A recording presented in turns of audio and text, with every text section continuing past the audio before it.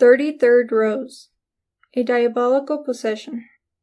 When St. Dominic was preaching the Rosary near Carcassonne, an Albigensian was brought to him who was possessed by the devil. St. Dominic exorcised him in the presence of a great crowd of people. It appears that over 12,000 had come to hear him preach. The devils who were in possession of this wretched man were forced to answer St. Dominic's question in spite of themselves. They said that, first, there were 15,000 of them in the body of this poor man, because he had attacked the 15 mysteries of the Rosary. Second, they went on to testify that by preaching the Rosary, he put fear and horror into the very depths of hell, and that he was the man they hated most throughout the whole world, because of the souls which he snatched from them through devotion to the Holy Rosary. Third, they then revealed several other things. St. Dominic put his rosary around the Albigensian's neck, and asked the devils to tell him who, of all the saints in heaven, was the one they feared the most, and who should therefore be the most loved and revered by men. At this they let out such unearthly screams that most of the people fell to the ground, faint from fear.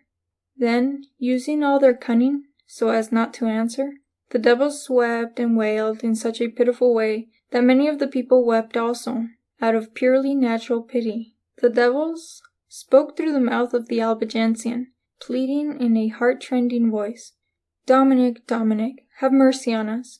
We promise you that we will never hurt you.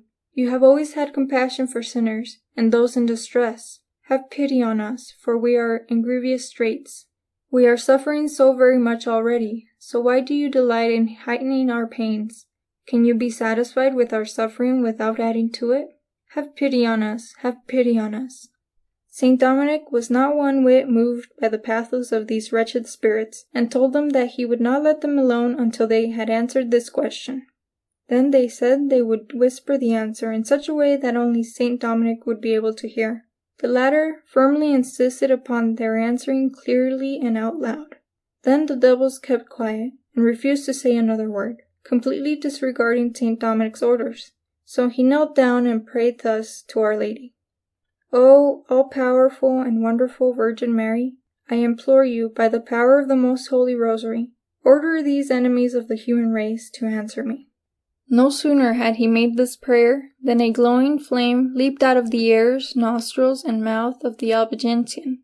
Everyone shook with fear, but the fire did not hurt anyone. Then the devils cried, "Dominic, we beseech you, by the passion of Jesus Christ and by the merits of his Holy Mother, and of all the saints, let us leave the body of this man without speaking further, for the angels will answer your question whenever you wish. After all, are we not liars? So why should you want to believe us? Please, don't torture us any more. Have pity on us." "Woe unto you, wretched spirits, who do not deserve to be heard," St. Dominic said, and kneeling down, he prayed to Our Lady. "O most worthy Mother of Wisdom, I am praying for the people assembled here, who have already learned how to say the angelic salutation properly. Please, I beg of you, force your enemies to proclaim the whole truth, and nothing but the truth about this, here and now, before the multitude." St. Dominic had hardly finished this prayer when he saw the Blessed Virgin near at hand, surrounded by a multitude of angels. She struck the possessed man with a golden rod that she held and said, "Answer my servant Dominic at once." Remember, the people neither saw nor heard Our Lady, but only St. Dominic. Then the devils started screaming, "O you who are our enemy, our downfall and our destruction, why have you come from heaven, just to torture us so grievously? O advocate of sinners, you who snatched them from the very jaws of hell, you who are the very sure path to heaven, must we, in spite of ourselves, tell the whole truth and confess before everyone who it is who is the cause of our shame and our ruin? O woe unto us, Prince of Darkness! Then listen well, you Christians. The Mother of Jesus Christ is all-powerful, and she can save her servants from falling into hell. She is the sun which destroys the darkness of our wiles and subtlety. It is she who uncovers our hidden plots, breaks our snares, and makes our temptations useless and ineffectual. We have to say, however reluctantly, that not a single soul who has really persevered in her service has ever been damned with us. One single sigh that she offers to the Blessed Trinity is worth far more than all the prayers, desires, and aspirations of all the saints. We fear her more than all the saints in heaven together, and we have no success with her faithful servants.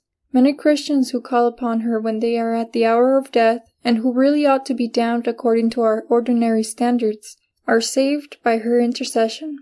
Oh, if only that Mary, it is thus in their fury that they called her, had not pitted her strength against ours, and had not upset our plans, we should have conquered the Church and should have destroyed it long before this. And we would have seen to it that all the orders in the Church fell into error and disorder. Now that we are forced to speak, we must also tell you this.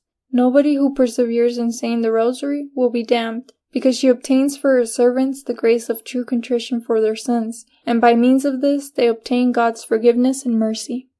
Then St. Dominic had them all say the Rosary very slowly and with great devotion, and a wonderful thing happened. At each Hail Mary that he and the people said together, a large group of devils issued forth from the wretched man's body under the guise of red-hot coals. When the devils had all been expelled and the heretic was at last entirely free of them, Our Lady, who was still invisible, gave her blessing to the assembled company, and they were filled with joy because of this. A large number of heretics were converted because of this miracle, and joined the confraternity of the Most Holy Rosary.